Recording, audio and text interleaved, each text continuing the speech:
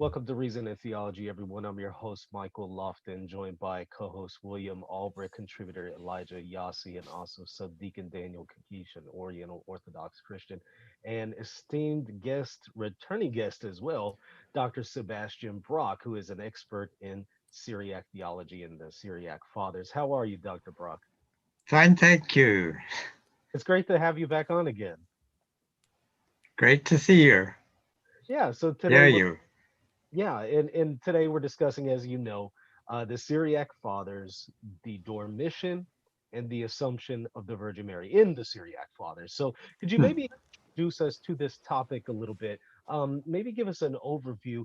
What exactly was the position of the Syriac Fathers as a whole on the matter of the Dormition and also the Assumption of the Virgin Mary?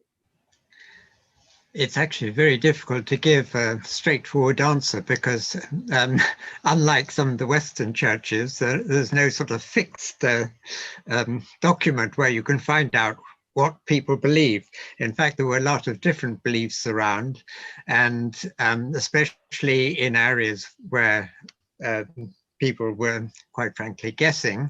Uh, there's a lot of imagination, and that is the case with the various stories about the the chemesis, the falling asleep of Our Lady, and they're all trying to say something important, but they say it in what I would call a mythological way, but mythology has a bad name.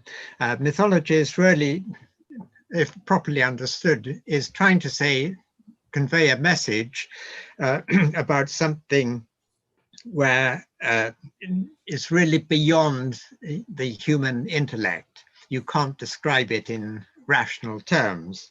So you put over the message in these mythological language, which is basically using the human imagination in order to try and say something important.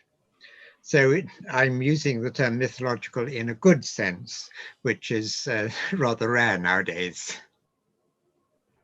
Is. And let me maybe ask you this. Do you think that the Syriac fathers, from what you've seen in the writings, were they saying that the Dormition and the Assumption of the Virgin Mary as doctrine, that this is something that was handed down by the apostles? This was something they witnessed and they taught and they preached and they passed down to the other churches through the episcopate? Or was this some kind of theological conclusion that they made? How did they arrive at this doctrine? Well, it's very difficult to know how they arrived. What they're trying to say is that the assumption is seen as a sort of prolepsis of the general resurrection. So the the Virgin Mary serves as a paradigm for what will happen to all humanity. So it's put in this, what I'm saying is calling a mythological way, a storytelling way. Mythos in Greek really means a story. So you have to tell it in a story-like fashion to make sense to people. Now, it's only in the 6th century that you really get people interested in this. Uh, Ephraim has a lot on the Virgin Mary, but it's all centered around the Nativity. And it's not until the 6th century that people get interested in her death, the Assumption, and the various legends around them. And rather remarkably, a lot of the oldest texts are in Syriac. And there are several different traditions in Syriac. Unfortunately, they're not very well preserved. They're often palimpsests in manuscripts, so you've just got a bit of the story, and it's quite difficult to put it all together. And one of the key texts actually hasn't been published yet. It's a complete text in Göttingen, but it remains unpublished. But I hope one day someone will get down to doing it. The rest of the text, some of which I've worked on, are the undertext. Someone scrubbed out the underwriting and reused the parchment. Parchment was very valuable. And so you have to try and tire your eyes out reading the undertext. With modern technology, you can do rather better, but you can't do everything. and I've been involved in the Sinai palimpsest project. And in fact, one of the texts I had to do was one of the texts on the Dormition. And the Dormition is the title in Greek for all these terms, assumption, Dormition, they're sort of traditional terms. You never have a Syriac or Greek equivalent to the Latin assumptio, assumption. What they say, the Greeks say chemesis, which is the falling asleep. The Syriac tradition has a number of terms, departure, which is much the same as falling asleep, or, well, actually two different terms for departure, shunoyo and mapakto. And both those are actually found in the oldest texts. So it's the departure from this world. And basically, the traditions say they're really describing how Mary, before she dies, prays to Christ that some of the apostles may appear to sort of comfort her. And indeed, they all appear, all 12, and in fact, in some forms of the story, all the Old Testament, great figures of the Old Testament, starting with Adam and Seth and so on. So there's quite a crowd. Now, the apostles, and this is very widespread tradition, are described as coming on clouds. Now, in the Syriac translation of Isaiah 19, there is a passage which speaks about swift clouds, but in the Greek, it's a swift cloud. And this gets taken in the Greek tradition to refer to the Virgin Mary, but in the Syriac tradition, the clouds in the plural, they're the apostles coming to the deathbed of the Virgin Mary.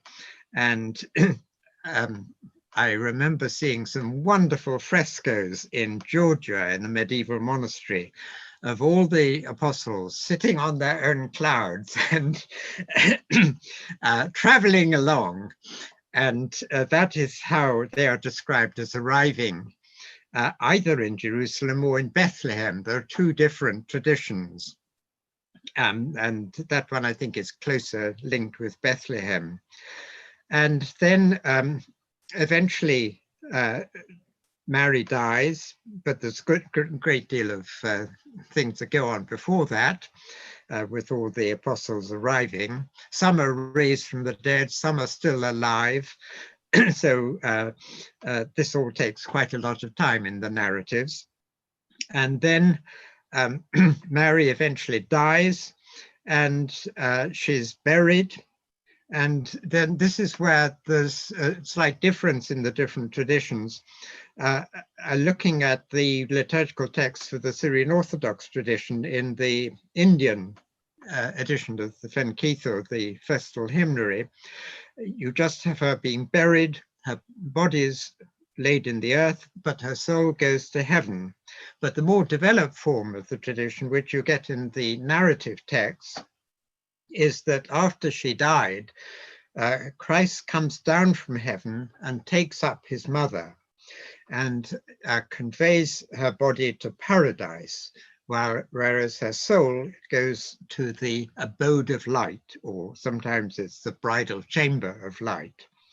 So I suppose it's at the final resurrection that they will be reunited. But anyhow, the raising up of the body of the Virgin Mary is taken to paradise. Now, there are various theories ideas in the Syriac tradition about where paradise is.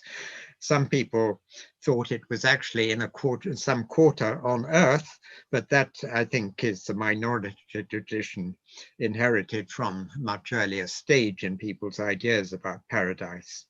So in most people's ideas, it's outside this world. It's a mountain, as in Dante, and as in Ezekiel, that's where it ultimately comes from, not in Genesis.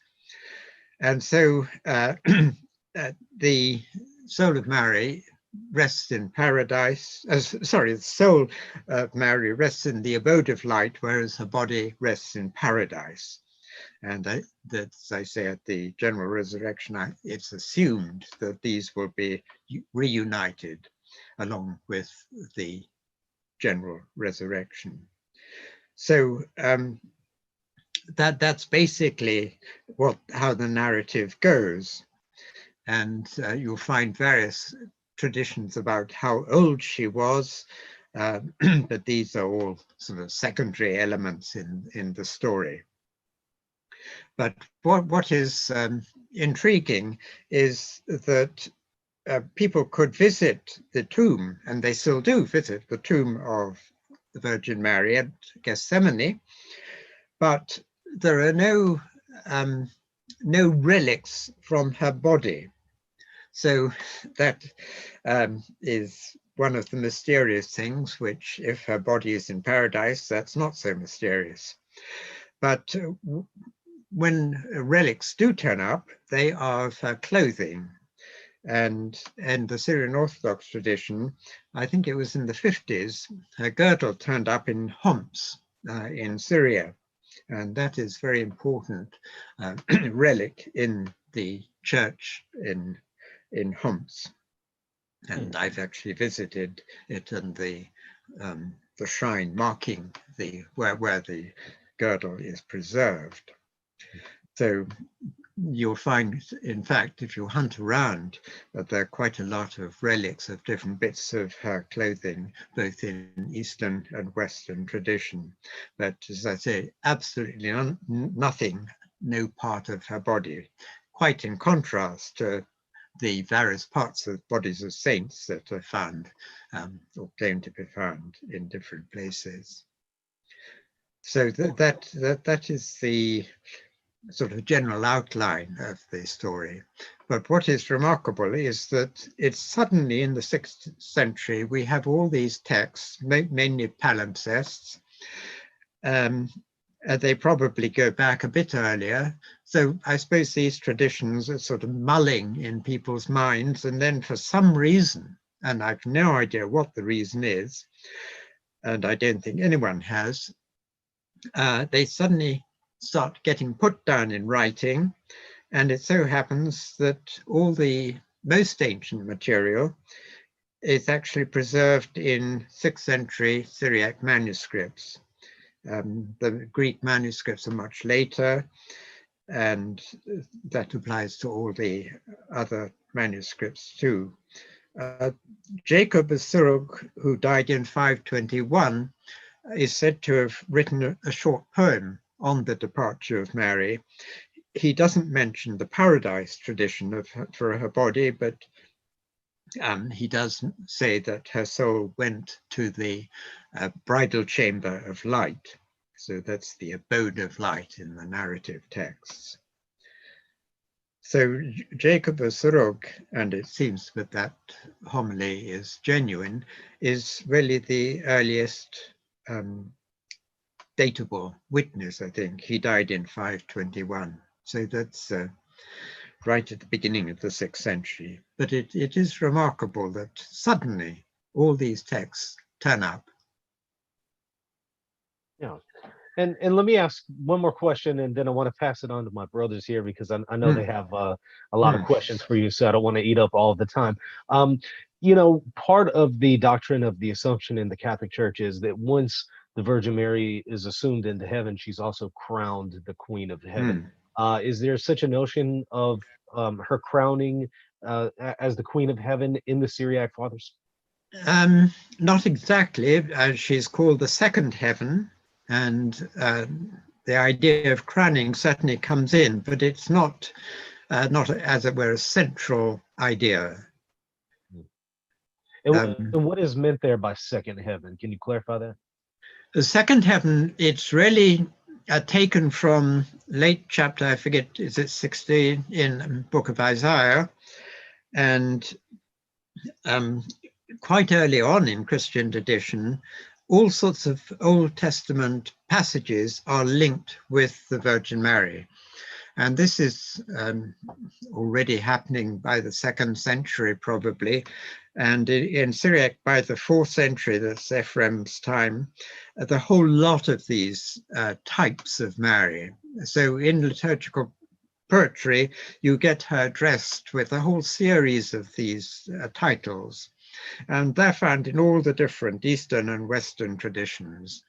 And sometimes the titles are based on a specific form of the biblical text, i.e. just the Greek text or just the Latin text or just the Syriac text, but they seem to travel across linguistic boundaries very easily. And so the Syriac tradition, which is extremely rich in these types of Mary, already in Ephraim's day, has very much the same sort of repertoire of texts, the types that the Greek and Latin traditions have. Excellent. And Dr. Brock, I want to go ahead and pass it over to my friend William, and then after that, Subdeacon Daniel and then Elijah are going to ask you some questions. So what do you have for us, William? Thank you very much for that, Michael. And Dr. Brock, what a great pleasure it is to have you here, my friend. I've really enjoyed hearing you and Michael dialogue. It's been really enlightening. You were talking about a very key text that had not been published yet. What exactly is that text, and do we know if there is a lot of material within that we currently do not have published in English?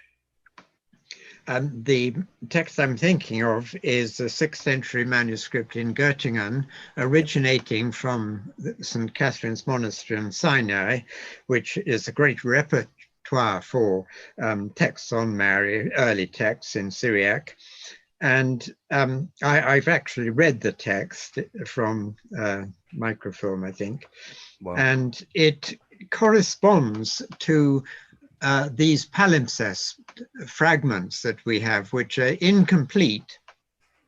And so it's a great help in sort of piecing together the story and placing where these palimpsest fragments come in it. It's rather like a jigsaw puzzle. So we've got, as it were, the key to the jigsaw puzzle, but the palimpsest fragments are not exactly parallel to this complete narrative. So what is clear is already by the 6th century, we've got several different, slightly different narratives. And people obviously went, added to them and subtracted from them sometimes, usually addition. And so we've got a number of slightly different forms of the story, the narrative. And I suppose ideally one day what one would like to have is a synoptic edition, and I think it would need 6 columns. You'd have the complete text and then a lot of fragmentary text which you'd place in the right place. Yeah. And that would give us a really good idea of how the narrative of the departure of the Virgin sort of built up, and how it was understood widely, clearly in the 6th century. And the oldest texts seem to have some sort of link already with Sinai, because they talk about a lost book by the Apostle John, and he is telling about the death of the Virgin, and then someone finds this book, and that is claimed to be the basis of this earliest group of texts, which are set out in a number of books.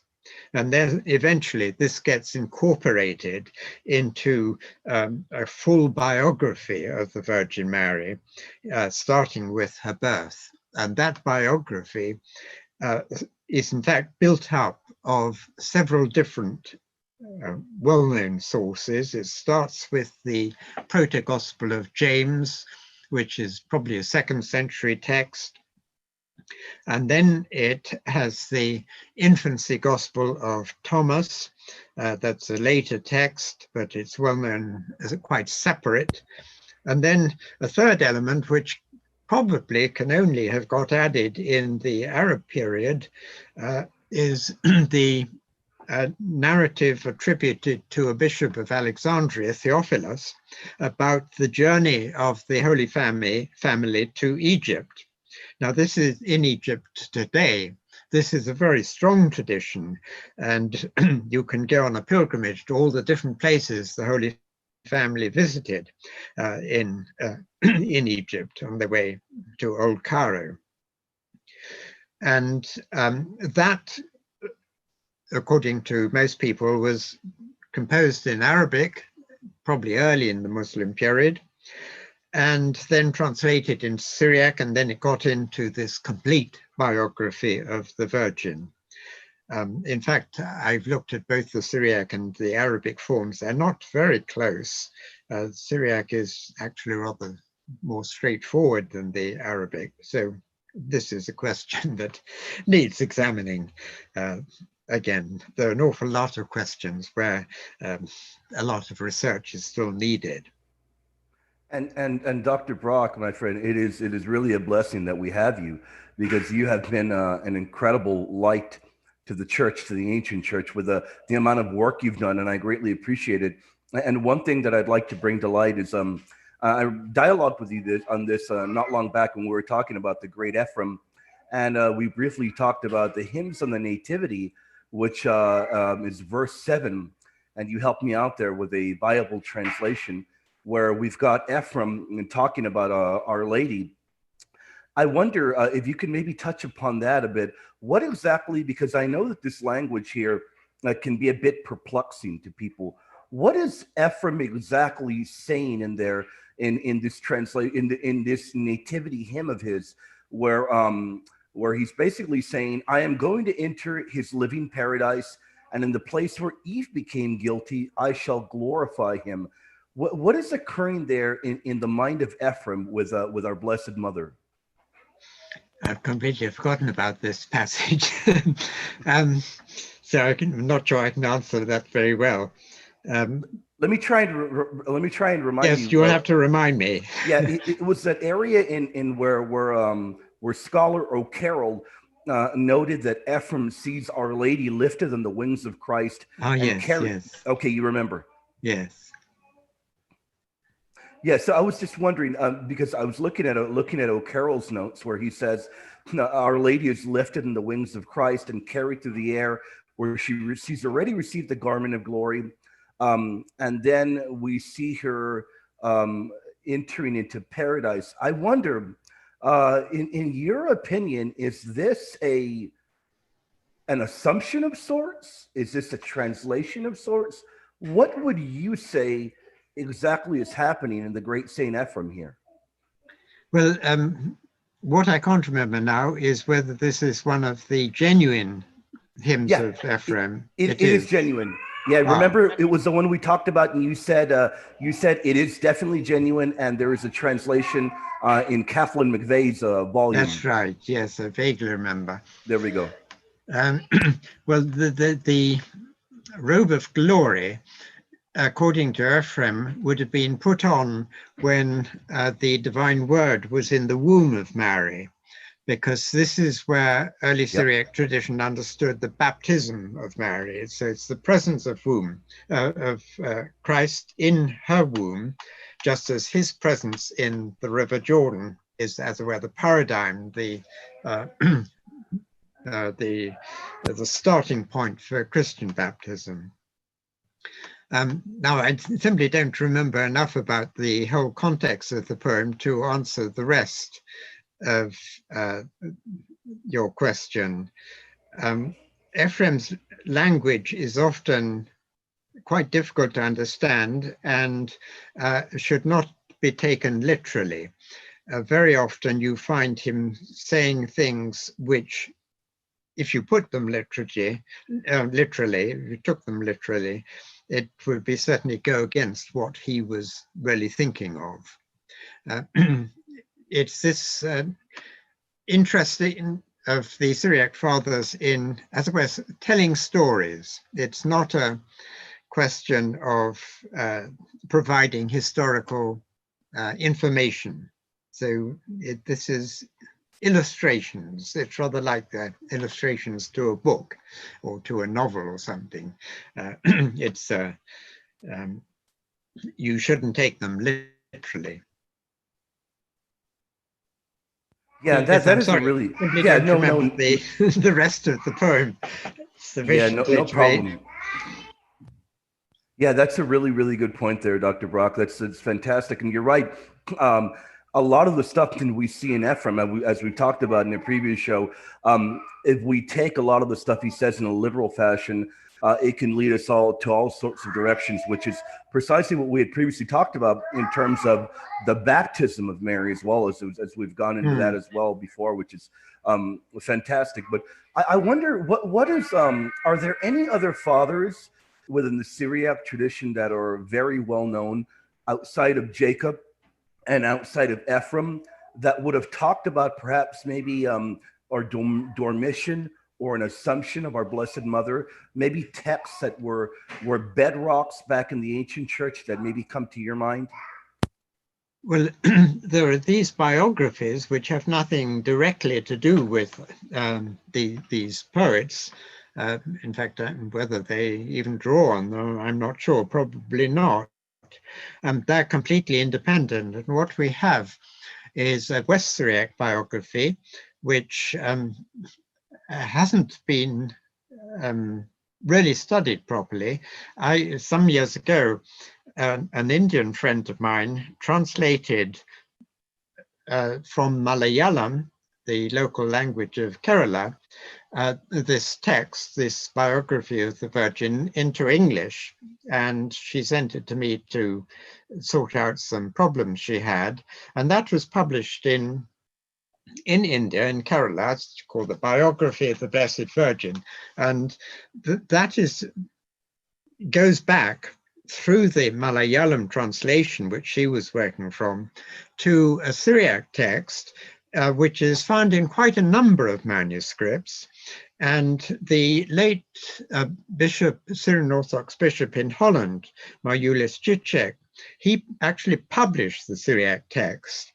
And I have a copy of that. It's a wonderful text. He got it from, I think, a 15th or 16th century manuscript.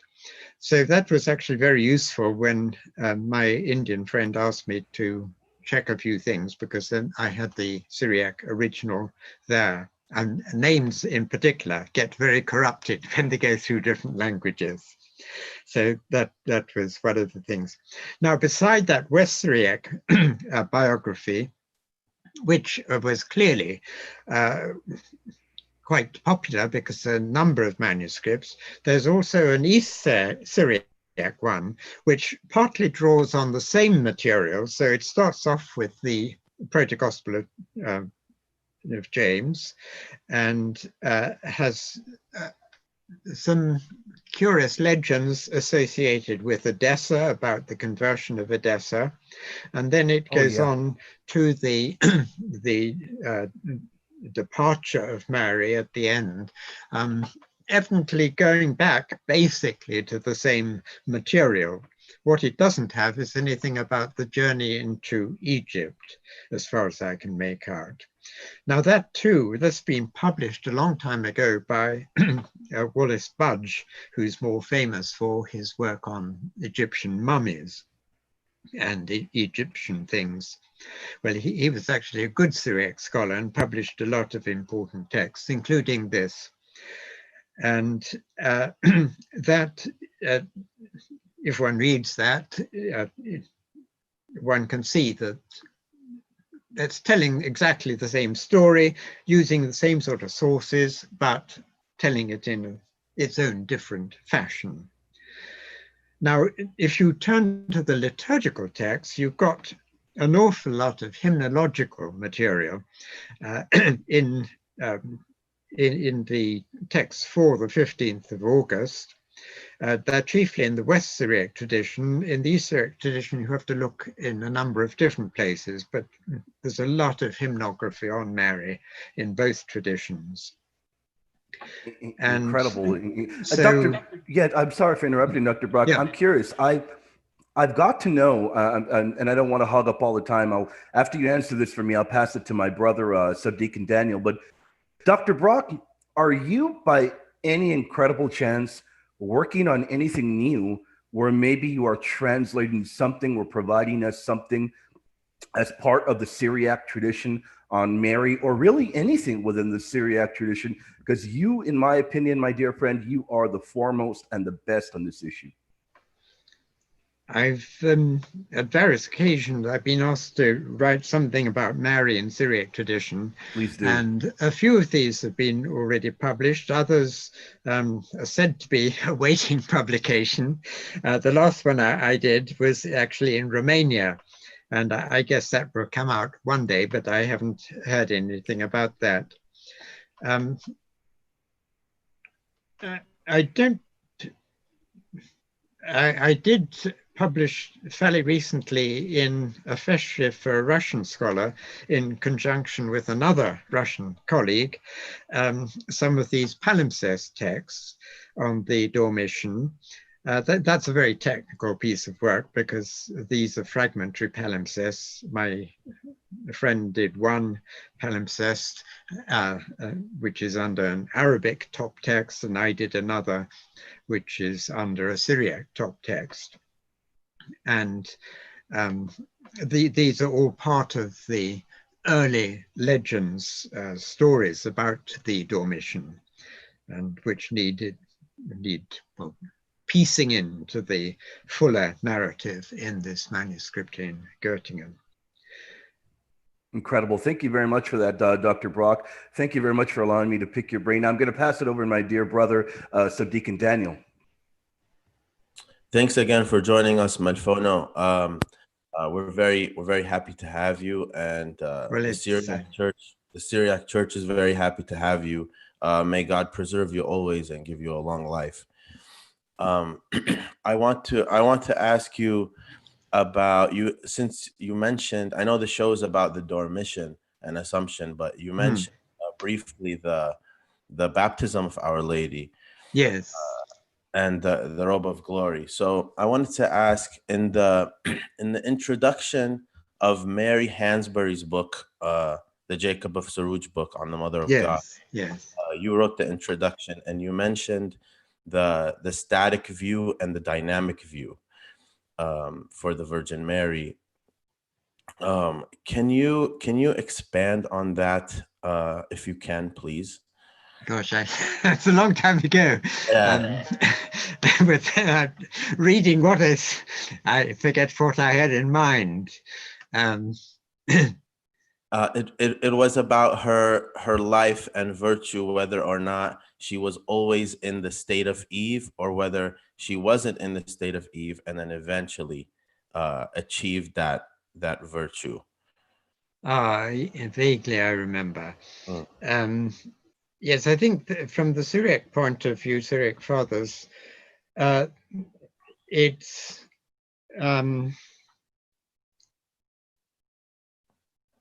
how to put it,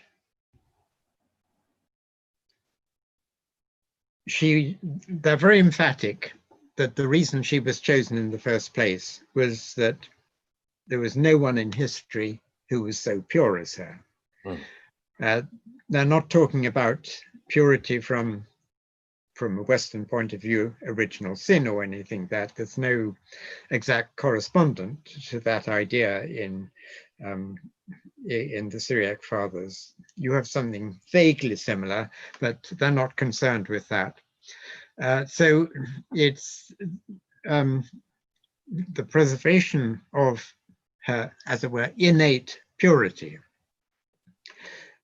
You'll find time and again, especially in the monastic writers, that human nature in its unfallen form is pure. It's only after the fall that it has the possibility of sort of going for the good or the bad. And I rather like Ephraim's idea that Adam and Eve were created in an intermediate state, and it's up to their use of free will or misuse of free will what actually happens. That's not the only idea. There are many ideas about this both in Christianity and in Judaism, but that seems to me to make rather good sense to me personally. So when the Syriac Fathers speaking about kiana, kiono, where it's referring to human nature, this is something that's good, that's pure, but it can be corrupted and is corrupted. And so from that point of view, Mary preserves the purity of her human nature. And so that is why she is chosen, and she has done it better than anyone else in the whole of history, as it were. So that is how I would understand what the Syriac Fathers are saying about it.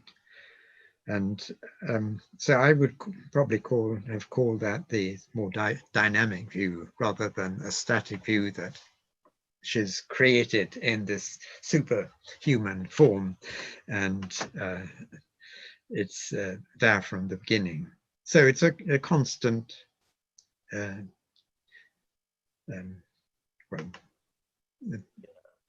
maintenance of purity. And would you say, because Jacob and Ephraim, they both talk about this idea of debt, would you say that their understanding of debt is similar, or would it be different to the Latin understanding of debt when they're talking about the debt of humanity? Or yes, they tend to think in, as it were, medical imagery rather than legal imagery. Now, of course, you do have a lot of already in the New Testament about debt, and that's not just debt as sin. It's debt as many people know it all too well. So it's an image that's used to bring out the seriousness of the situation. And in the stage of Judaism out of which Christianity emerged, sin and debt, where you have these two words which are virtually equivalent, and you can see that they're equivalent if you look at the two forms of the Lord's Prayer in Luke and Matthew. One has debt and one has sins.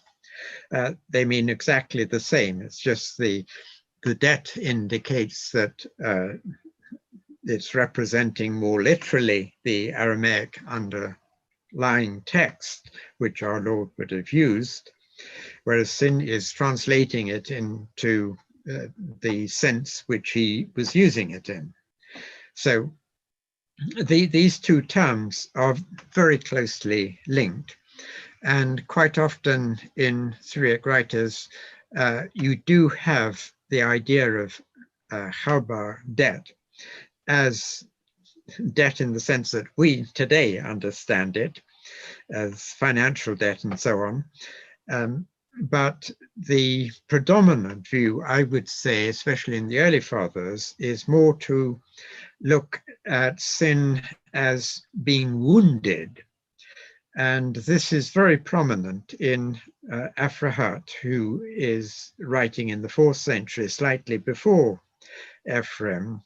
And he has a number of chapters in his work, his demonstrations, which really develop this idea very clearly.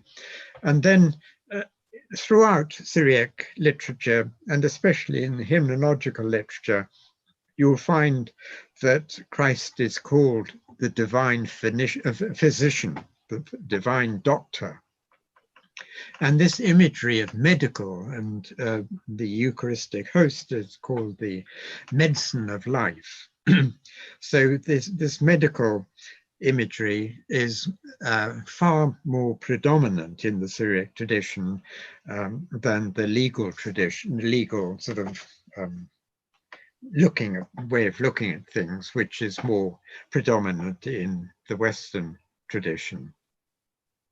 Thank you, Dr. Brock. And my last question before I pass it on to Elijah, do you have any knowledge or recollection about when the Syriac Church officially adopted the Dormition and Assumption on the calendar of the church? As you know now, it's on the calendar. Yes, that's very old. I don't know the date offhand. One could probably get an approximate date by looking at catalogue of Syriac manuscripts in the British Library, which has a number of early Fenkiortho. And certainly in the earliest ones, it's not there yet, but an awful lot of rather surprising absences. And but I guess probably by the 12th century, it would be there, but I can't say for certain without checking. But it's certainly there, and we call the shunoyo, the departure. That's the standard term in liturgical things. And there's, as I mentioned, there's a lot of liturgical poetry, some of which will be very old, others more recent. I guess it probably goes back to the early centuries of the Arab period, but I don't know. And it's actually very difficult to know how early feasts were celebrated because we simply don't have the right material surviving. Thank you, Doctor.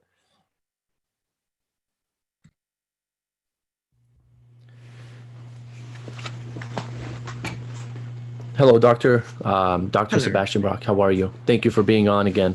Oh, thank you. It's an honor to have you. So I had a question. I mean, a couple of questions that Subdeacon asked. They were my questions as well, so I'm glad he asked them. But I do have a question with regards to homily number 5 in Jacob of Saruj, in his homily on the death and burial of the Mother of God. And he says here, unto the mother of this Jesus Christ, Son of God, death came that she might taste his cup. I know St. John Damascene has similar language and similar understanding of that, where he talks about where the Mother of God wasn't so much subject to death, it's that she died in order to taste the cup of her son. Is that what St. Jacob of Saruj is saying here, or is she under the curse of death just like everyone else? No, I think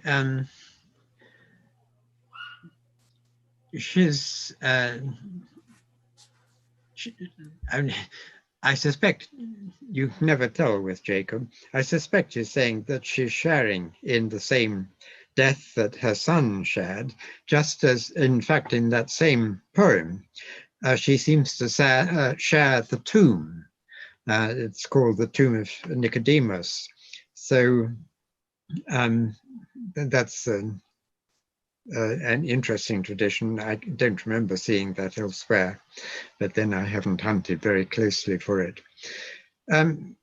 I think when one thinks of death as a curse, one's sort of entering into problematic the consequences of that idea can be problematic. What seems to be quite clear from all the texts I've read is that Mary does die, and she's part of the human race, so she dies. And it's after that that you have these ideas that Christ descended, well, the angels descend at once and take up her soul, and that's in all the liturgical texts and these narrative texts. But in the narrative texts, you have Christ descending and after her death and taking her body to paradise. So that's as it were, the equivalent of the Western Assumption. And in fact, etymologically, Assumption is the taking up. And so the verb used, I think, is nasab, which is exactly to take. So this is really as I mentioned right at the beginning, it sets the paradigm for what will happen to all humanity at the general resurrection. So she's anticipating that it's rather like realized eschatology, except she's actually died. That makes sense. Does that make sense? Yeah, that makes a lot of sense. Now, is there any relation? Earlier, you mentioned Adam and Eve. Before the fall, they were in this sort of intermediary, like middle state, to where they had free will to choose the good and then become immortal. If they choose bad, then they become mortal. Is there any relation to that theology applied to the Virgin Mary, to where she, in the Syriac tradition, not so much in Ephraim or Jacob, just in general in the Syriac tradition, is there any relation to that, to where Mary chose the good, and because of that, she had sort of a special type of glory, entrance into her glory or into heaven or into the kingdom? Now again, I think Syriac writers would look at it from a slightly different point of view. The imagery they use is of this robe of glory, robe of praise, and it's with this that Adam and Eve are seen as being clothed before the fall. And the whole of salvation history is God's attempt to reclothe humanity while allowing for human free will. And so these are two things fighting against each other, as it were. But God's respect for free will, a very important concept in Ephraim and in later writers too. This is what is the trouble. Now, Mary is the paradigm for the person who uses her free will in the ideal way. So she, as it were, from her baptism, which reclothes humanity, individuals of humanity, with this robe of glory in potential. So she is baptized in the womb of Christ. So she is clothed in potential, but she realizes that potential already in this life. And so that's why I suppose that the consequence of that is seen as her body being taken directly to paradise. Makes sense. And her soul directly to the abodes of light, or the bridal chamber of light. Sure, that makes sense. Earlier, Subdeacon had mentioned the question about the dynamic and the static, and then you responded with the fact that she preserves her nature, her original nature. And that's language that St. Jacob of Saruj uses in his homilies on the Mother of God, where he says, she preserved her original nature. Is that something that she preserves by not committing any faults or sins? How does one preserve it, is my question. And number two, are we born in a state to where we have a nature that's already preserved, and then when we fall, then it becomes sort of corrupted or wounded? Or is it already wounded when we're born in the Syriac tradition, or specifically in Jacob? Well, I think you'll find a number of different views on that. These are really questions which the Syriac Fathers don't tend to ask in this rather sort of analytical way. And so it's very difficult to answer them. I think all that they would say is that Mary used the gift of free will in every choice she had to make in the right way, in a way that, as it were, corresponded with the will of God. So it's a sort of continual state of making the right choice. And it's, well, I suppose human life is always making these endless choices, and she did it, as it were, most successfully. Sure, right.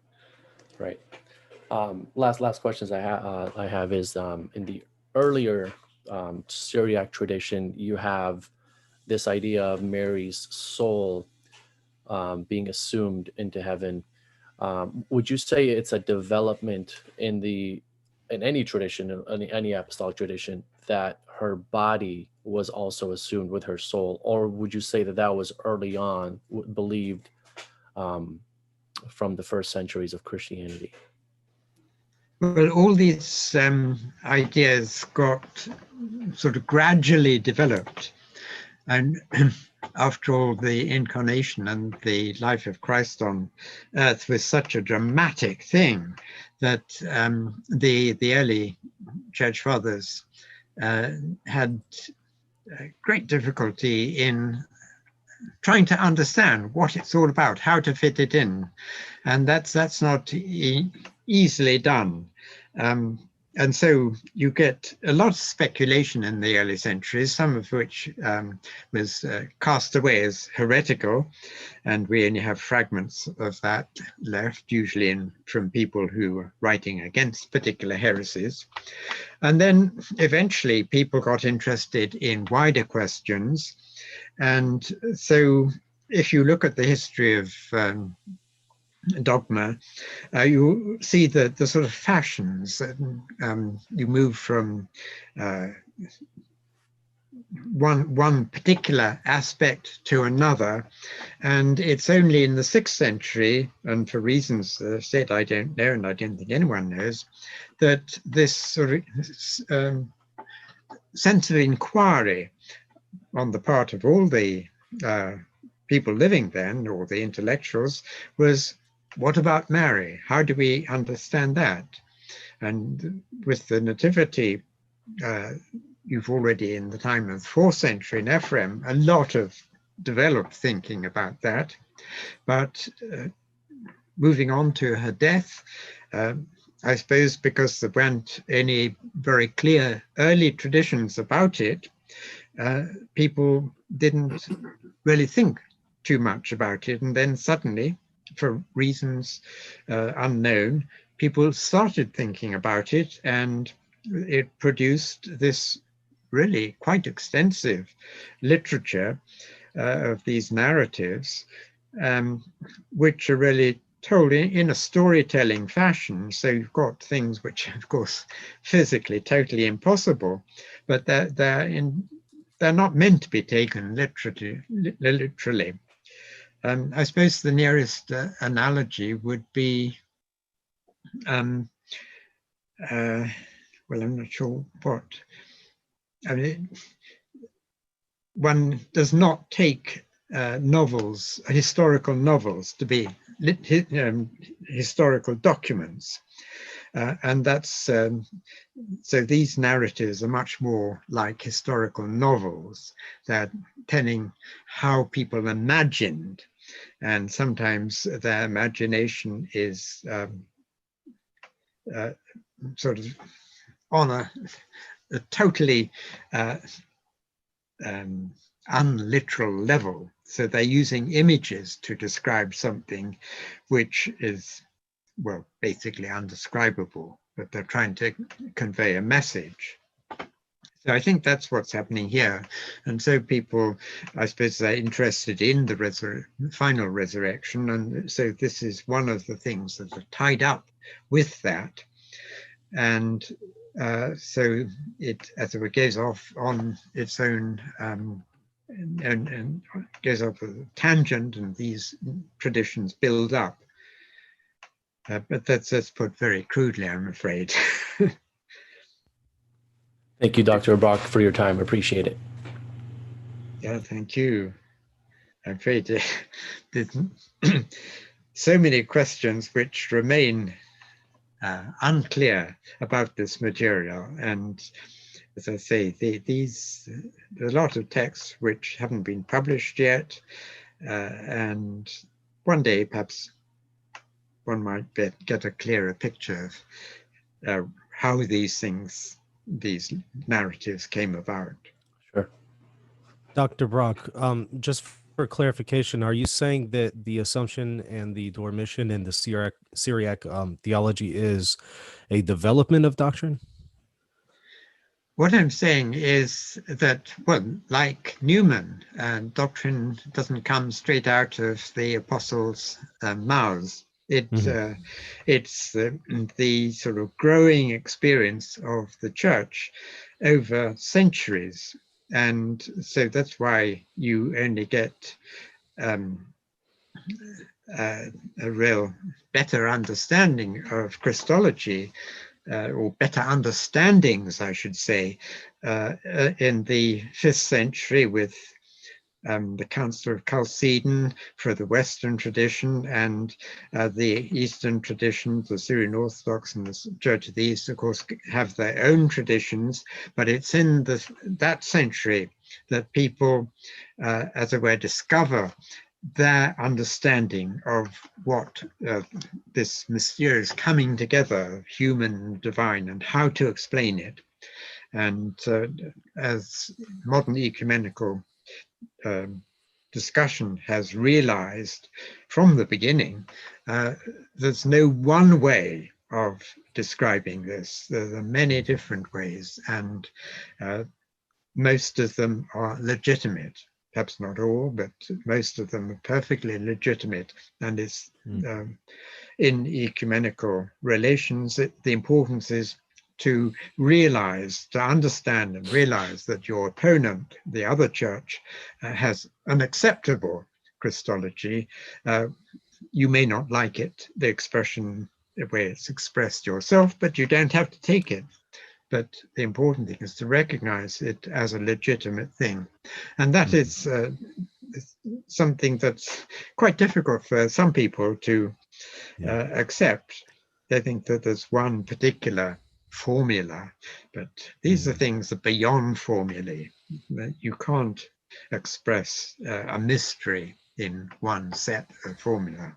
It's not like a mathematical formula. Yeah. Catholics talk about the proposition being infallible, but the way in which we convey it could be subject to historical context. So, I mean, yes, that's fine. You can express the proposition in different ways. Right. And that's, as I understand, what's happening. Right. Yeah. As long as the proposition is infallible, the language that's used. Yes. Yes, there are certain basic statements about in Christology which, provided one's happy with them, then there's no reason to think, and provided other people are happy with them, there's no reason why you should say, you must accept what I'm saying on the detail. We've got this basic, and basically it's that Christ is consubstantial with us and consubstantial with the Father. That seems to me the basic thing. And that's all the churches have that. So, as long as we're getting at the same proposition, the language that we use can vary. There's a couple questions in the chat. Do you have just a moment to answer those, Dr. Brock? I'll try. I'm not very good at All right. Not a problem. Okay. First one, Original Sinner asks, Dr. Brock, do the Syriac Fathers write anything explicitly and unambiguously about the idea that St. Mary never committed a single sin in her lifetime? They wouldn't express this in that way. And they don't look at sin as a cumulative thing that you can add up one sin after another. So it's this non-legal way of looking at things. So they'd express probably the same thing in different words. They would say that she's preserved her purity, and she's used her free will in accord with the will of Christ. So they would say there was never a time in which she was separated from God's grace, separated, an enemy of God. No, I think outside of covenant. They wouldn't think that. I'm sure they wouldn't think of it. Then certainly I can't think of anyone who suggests it, but it's not the way they would think.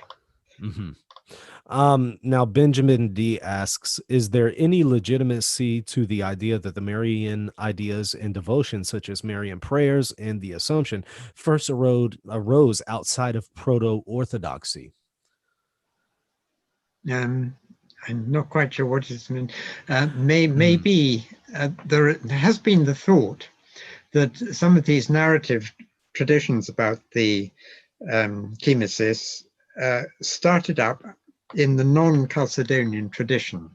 In fact, I don't think there's any real evidence for that, but maybe that's what the questioner is thinking of. I can't see that there's any evidence anyway on that. And then these texts are, as well, neutral from all the polemical questions of the time. Tyler K asks, do you think, Dr. Brock, that there is a parallel between the Dormition of Mary and the story of the Dormition of Ephraim? If so, do we know when this hagiographic tradition would have arose? And that's an interesting question. You don't have narratives about the Dormition of Ephraim. What you do have is an iconographic tradition, which is, I think, confined to the Greek tradition. And it seems to have started somewhere about the 15th century, and maybe on Mount Athos. Certainly a number of Athonite monasteries have this depiction, and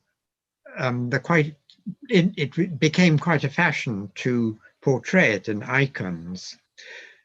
And so the 15th, 16th century, I think, was the time that this was starting up.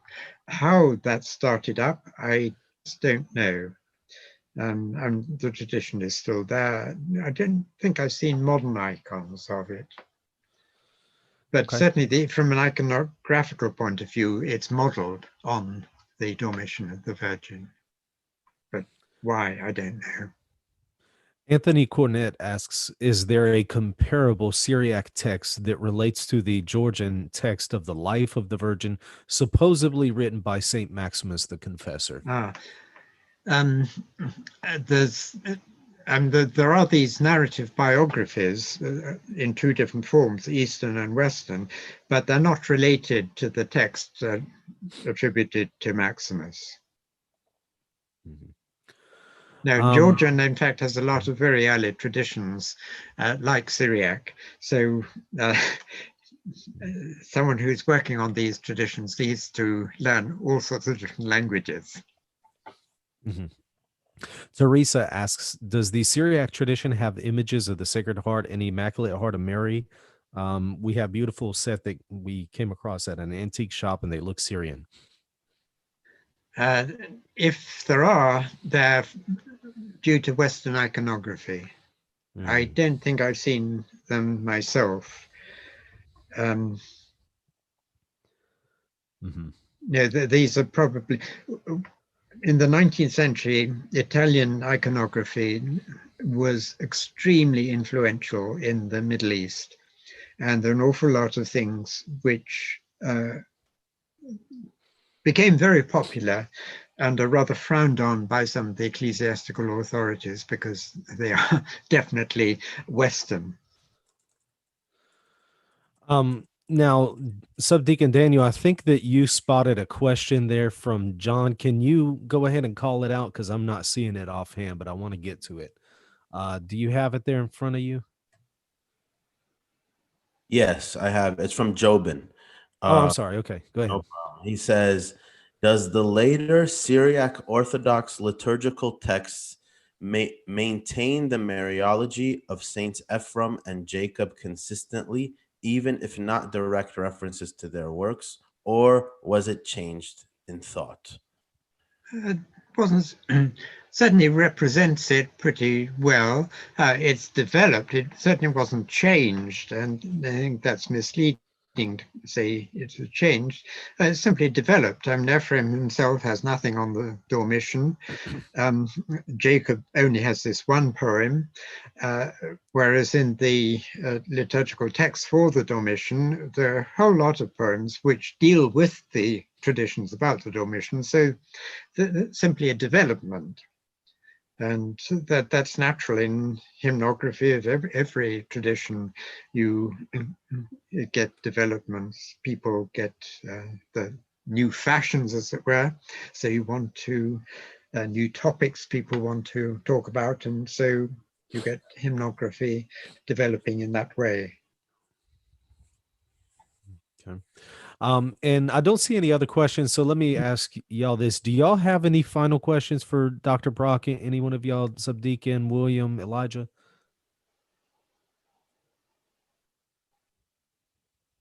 I have a question, actually. Dr. Brock, does the Mariology of the early Syriac Fathers, does that in any way lay any type of foundation for, or is related to their Christology, and eventually going through the whole Chalcedonian controversy, where they would tend to have that more unified view than, let's say, the Westerners did? Because of, is there any relation at all there? I think probably not. And there's a great deal of hymnography on Mary, and it never really touches on Christological or controversial Christological elements. I wouldn't see that there's any direct connection, and you may find one or two poems. In fact, reading the hymns in the various Fenicios, or at least those that I've read, it's very rare you get a passage which is, as it were, polemically saying or contradicting something on Christology. So I would say in connection with poetry on Mary, I'd be quite surprised if one came across anything, and certainly offhand I can't think of anything. Thank you, Doctor. Dr. Brock, this is a little off topic, but I want to ask you, because I think you would be a really good person to ask, and it is related to a Syriac father, but feel free to decline it.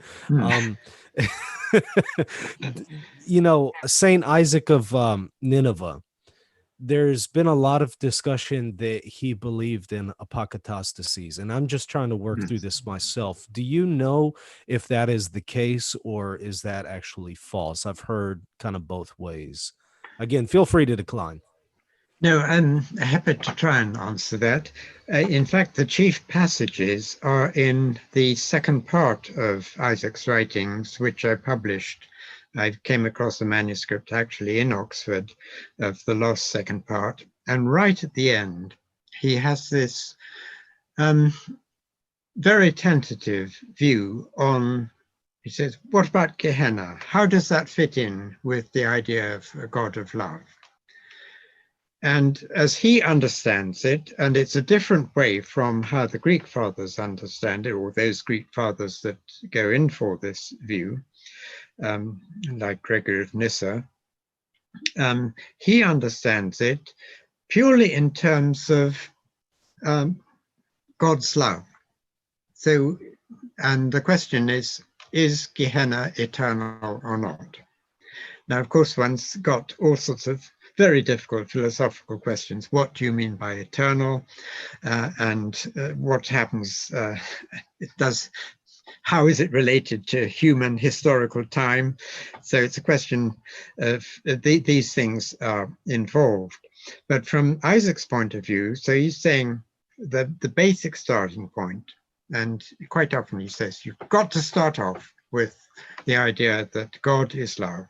He created creation in love. He created humanity in love. And his love for humanity is sort of omnipresent. Whether it's accepted or not is another matter. So for him, Gehenna is a real problem.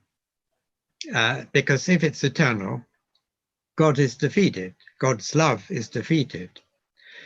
So what he says, and he doesn't put this forward as a doctrine or dogma, and it's certainly not, but he says there is some mystery which we don't know about. And in this mystery, God's love will, as it were, overcome the problem of Gehenna. And there's a tradition which I think he follows very much in the way that Ephraim was thinking. Ephraim has a letter where he talks about judgment, and his understanding of judgment is really quite horrific when one thinks of it. It's not that God or Christ is sitting there in judgment and sort of calling out, sort of judging people from outside. It's the individual judging themselves, because with the reality of divine love, how do they react? And they realize that they've acted so awfully. And so Gehenna, or hell, for Ephraim, is this self-realization of how awful has been in response to divine love. And I think that Isaac would take the same sort of view. So Gehenna is created by us, and each of us. And so some people, as it were, will find a worse Gehenna. But for Isaac, Gehenna is, well, it's more like the Western purgatory, though he certainly doesn't put it in that way. He does speak about purification. But I think if one understands it as a process of radical cleansing, and neither Isaac nor Ephraim isn't any doubt about the utter pain, but it's a psychological pain, which is far worse than physical pain. So, but the important thing for Isaac is God, in the end, as it were, all in all. So God's love defeats everything, defeats Gehenna. So Gehenna serves a purpose, and it's absolutely awful. But once the purpose has been served, God's love is all victorious. I think that's how Isaac sees it. So start off with God's love and keep that in mind all through. So there must be some answer, he says. Does that make sense? It does. And one other follow-up question here is, I hear some Eastern Orthodox appealing to Saint Isaac when it comes to apokatastases. But my question then is, did Saint Isaac explicitly reject Chalcedon? Because if so, that would kind of be problematic for them to appeal to him. Did he explicitly reject Chalcedon? Or? Isaac has, in the genuine writings, there's nothing on Christology at all. And he certainly belonged to the Church of the East, but his writings, the first part of his writings, got into the Chalcedonian tradition very early on, around about 800, translated in near Jerusalem, Marsaba Monastery. And already these ideas are in this first part, which is in Greek, but it's not developed in the way that it is in the end of the second part. The Church of the East has never condemned Chalcedon. It thinks it's illogical, as do the Syrian Orthodox, and for rather similar reasons, but with different consequences, of course. So I would have thought, there's no reason for people in the Orthodox, Greek Orthodox, Russian Orthodox tradition not to like Isaac. It is quite true that there have been people, very ultra-conservatives in both Russia and Greece, who have claimed that this second part of Isaac is not by the author of the first part. But that's, I think, wishful thinking. Okay. And I think Elijah had a final question there. Go ahead, Elijah. Yeah. So my question has to do with Saint John the Baptist in the womb. Saint Jacob of Syruj mentions that when Mary is with Elizabeth, when she speaks to Elizabeth, the word goes, I guess, through Elizabeth's ear and into the womb of Mary, and Saint John the Baptist receives the Holy Spirit. I guess that's his baptism. Is that a correct understanding? And what is yes. it? Yeah, go ahead. Yes, it's the leaping in Elizabeth's womb, which is actually in the Gospels. There's the embryo stirred. So that is the scene as a recognition that John the Baptist is already in the womb. He's recognizing Christ also in the womb. So in a way, yes, that would be seen as his baptism, just as Mary having Christ in her womb is seen as her baptism. Okay. And just a quick follow-up. Earlier you mentioned that Mary, that none of the Syriac Fathers would say that Mary was under the dominion of the devil or separated from God at any point of her life. Is that something that's unique to her, or is that how everyone is born in that state, according to the Syriacs, or did they just not think of these things? They wouldn't have put that question, I think. I guess the answer would be that she is born just as subject to misuse of free will as anyone else. So it's this idea that you get repeated quite often, that Mary was the most perfect, most pure and perfect of all human beings of any generation. So it's expressed in that way, rather than the more analytical way looking at. Sure. Thank you, Doctor. I appreciate that. And then I'm so sorry. I think William has also one other. If you have just a moment, Dr. Brock. Yeah, Dr. Brock, thank you very much. I've really enjoyed having you on, my dear friend. I have one very brief question. You can probably answer it real quickly. Elijah literally took the majority of it directly from my brain. He must have tapped into me. It's incredible. He did ask you in regards to Mary's baptism, and we've dialogued about it before in the show, how you've noted how in the minds of the Syriac Fathers, that would not have been a baptism for sin. I wonder, that baptism then, can we say in our, I guess, our different Western mindset, that baptism, those baptismal waters of Christ being in Mary's womb, that they bestowed more graces upon her? How could we describe that in a Western kind of mindset? Because a lot of the Western church doesn't really understand Syriac terms. How would you describe that for a Western Christian? Yes, well, I think you have to use the imagery that they used, that it's the robe of glory which the newly baptized put on. And so she puts on this robe of glory, and she's the only person who doesn't make it dirty. Amen. Dr. Brock, you answered it right away like I knew you would. You have been incredible. I know I can say for Michael, my brother Subdeacon Daniel, and Elijah, my dear friend, we look forward to talking to you again in the future. Thank you so much, and I'm going to pass it over to my brother Michael. Yeah, I think Subdeacon Daniel spotted one more in the chat. If that's okay, go ahead, Subdeacon. Yeah, this is a question from Jobin. He's asking, is there any Syriac text, not necessarily Marian, that you, Dr. Brock, would like to see budding Syriac scholars work on translating and publishing for the general public? There's so many.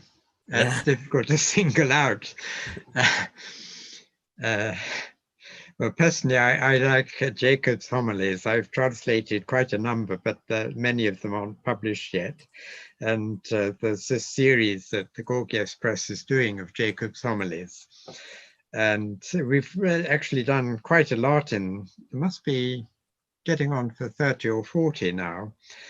So making some headway, but an awful lot of these homilies. But they're so beautiful, and Jacob has such a wonderful way of understanding the biblical text and getting meaning out of the most unexpected places. And if you read it in unsympathetic way, you think, oh, how crazy. But if you read it in a sympathetic way, you say, how wonderful. So Jacob actually has a very nice passage where he's talking about how to read the Bible rather than read him. And he says that if you approach the biblical text in the wrong way, you're not going to get anything from it. You have to approach with love. But if you approach with a sort of basically negative approach, you're not going to get anything. And the biblical text in one of his poems actually speaks out, I'm not going to tell you all my secrets. If you don't approach me in love, only then will I disclose. And it's this idea of the interaction between the reader or the hearer and the source text. I think it's very important. It's rather like listening to music. You can listen to a piece of music and it doesn't mean anything to you because you haven't made the effort to approach it properly. But then you listen to it again, having really sort of concentrated on it. Well, not so much concentrated, but approaching in an appreciative way, and you find it's actually speaking to you. And I think the experience of listening to music, and especially live music, is rather like this, because ideally in a concert, you've got 3 different operatives. You've got the composer, who one hopes is inspired, and in certain cases they definitely must be. Then you've got the orchestra, the individual players. Now they too have to approach in a, as it were, creative way. If they're playing just as because they played it so many times before, they're just doing it out of duty, then it won't come through. And then the last one is the audience, the person listening. And if they're not listening in a proper way, they're not going to make anything of it. So you've got to have all these things cooperating. In the Book of Steps, a very 4th century work, they speak of the 3 churches: the church in heaven, church on earth, and then the church of the heart. And they all need to function together.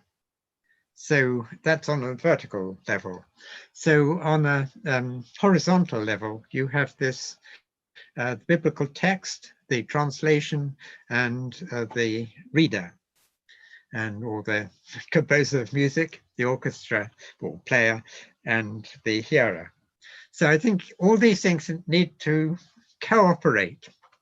I think cooperation, synergy is very important. It's certainly very important in the Syriac Fathers. And thank you, Dr. Brock. Speaking of the Gorgias Press publications for St. Jacob, I read your translation. I think it was on the veil on that's Moses' right. face. Yes. Yeah. What would you? And I was very taken by the way Jacob talks about the light. And what would you say that for Jacob, this light was the Shekhinah, like it was like the divine presence, or was it some sort of way God is kind of revealing himself in like a glimpse in Jacob's thought? Yes, you wouldn't have a one-for-one equivalence, I think. Yes, he speaks of the Shekinah quite often. It's always associated with the Holy Spirit. It's such a word, the aura of the presence of the Holy Spirit. I think that's the easiest way of trying to describe it. I'm not sure. Thank you, Doctor. Dr. Brock, we are extremely grateful for your time. Thank you so much for coming on. You are most welcome on anytime you want. Well, thank you very much. I'm sorry it took a bit of time to get going. No, not a problem. We're just glad to have you on. Dr. Brock, is there a plug that you want to put in for anything that you're working on right now, or any way that we could support what you're doing? Well, I like to support Gorgias Press. I think it's doing such a wonderful service. And so my plug would be for George Kuraz and the Gorgias Press. They're sometimes, these by English standards, rather expensive, but what he does is quite unique. And he's done for Syriac studies what no one else has even thought of doing. And it's quite amazing. So what I would say, enjoy Gorgias books, buy them, read them, and there are plenty of things for all sorts of people. They're not all academic books by any means, but Jacob, it's a very good way in. Excellent. Well, once again, thank you so much for coming on, Dr. Brock. We're going to see if we can have you on again. It's always a pleasure. Gentlemen, thank you all for coming on. Always good to have you all on as contributors. So once again, thank you for coming here and for your questions. Everyone, also thank you for watching. Go check us out on patreon.com/reason and theology if you would like to support us. Don't forget to like and subscribe. Until next time, go spread the faith. Thank you very much, all of you. Thank you, Dr. Brock.